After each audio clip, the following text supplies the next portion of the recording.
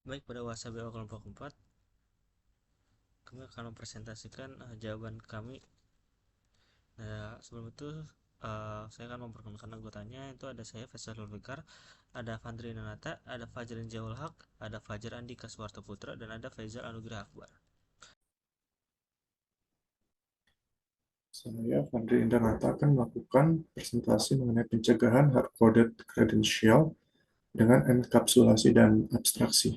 Prinsip enkapsulasi dan abstraksi dalam Object Oriented Programming atau OOP dapat mencegah insiden keamanan seperti hard-coded credential melalui penyembunyian data sensitif dan penyederhanaan akses yang aman. Enkapsulasi penyembunyian data kredensial seperti kata sandi disimpan sebagai data private di dalam kelas khusus, bukan ditulis langsung di dalam kode. Kemudian akses terhadap kredensial hanya dapat dilakukan melalui metode publik yang telah ditentukan yang berisi logika untuk mengambil data secara aman dari sumber eksternal seperti file konfigurasi terenkripsi. Kemudian untuk abstraksi atau penyederhanaan proses, detail rumit mengenai cara pengambilan atau deskripsi kredensial disembunyikan dari bagian lain sistem. Pengembang hanya perlu memanggil fungsi sederhana seperti database.connect yang mendorong praktik pengembangan yang aman.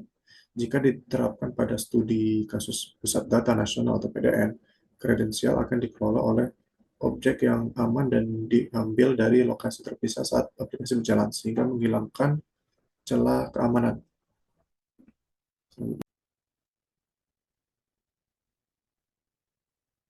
Oke, terima kasih kepada teman saya.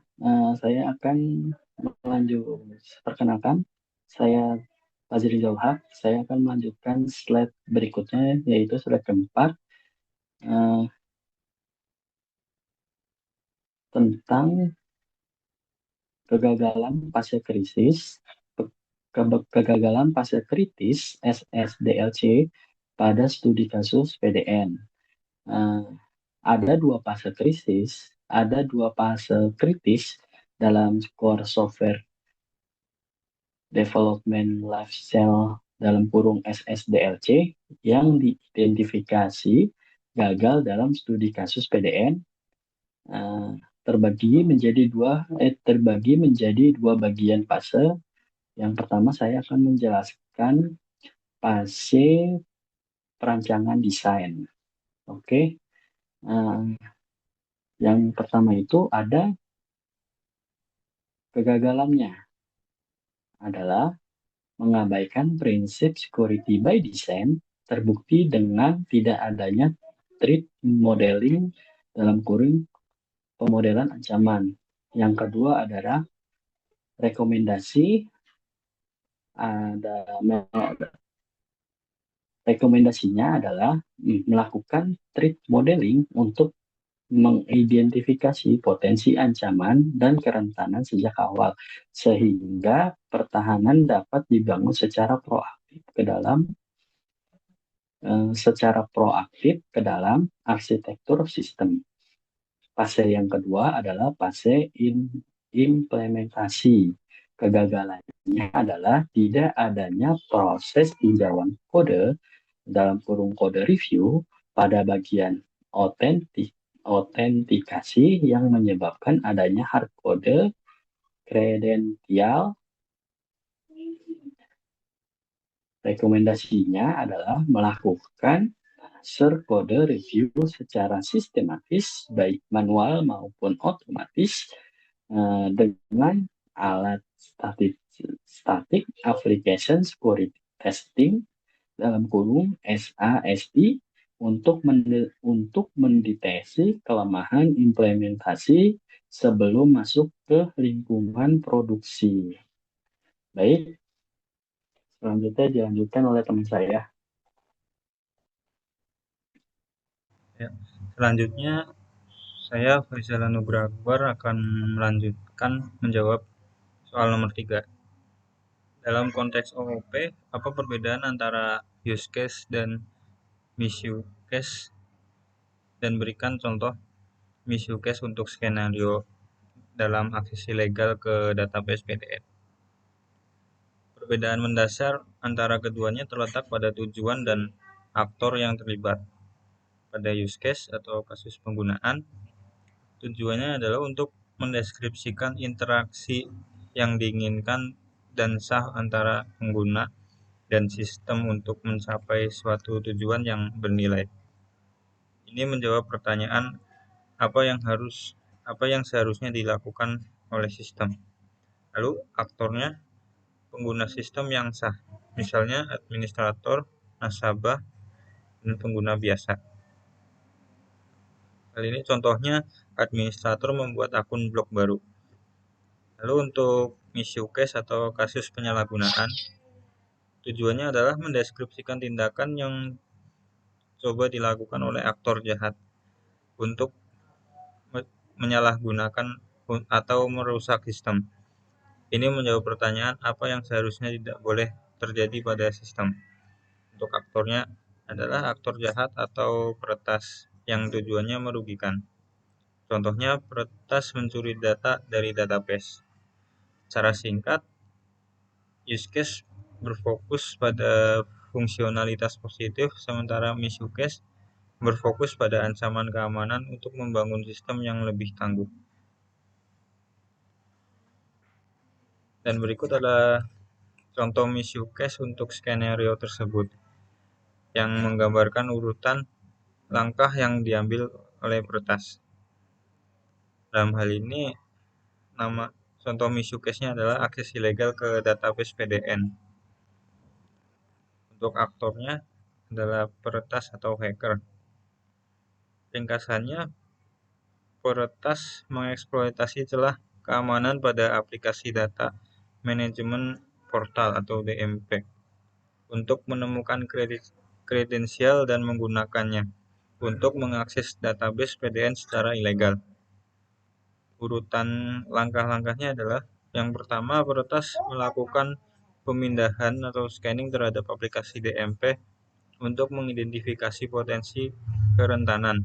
Lalu yang kedua, peretas berhasil mendapatkan akses ke kode sumber atau source code dari backend aplikasi. Yang ketiga, di dalam kode, peretas menemukan adanya hard code presidensial atau presidensial yang ditanam langsung di kode. Lalu yang keempat, peretas menggunakan presidensial yang ditemukan untuk melakukan login ke endpoint database PTN. Lalu yang kelima, sistem karena kegagalan validasi keliru menganggap peretas sebagai pengguna sah dan memberikan aksesnya. Lalu yang terakhir, tujuan tercapai atau goal achieved. Peretas berhasil mendapatkan akses penuh ke database dan memungkinkannya untuk mencuri, mengubah, atau mengenkripsi data sensitif.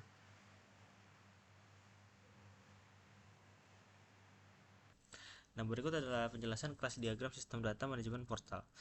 Diagram kelas dirancang dengan arsitektur Zero Trust, di mana tidak ada entitas yang dipercaya secara default, dan setiap interaksi harus melalui verifikasi, pencatatan, dan enkripsi. Nah, kelas user yang terlibat di sini ada user, data encryption, access logger, dan backup system.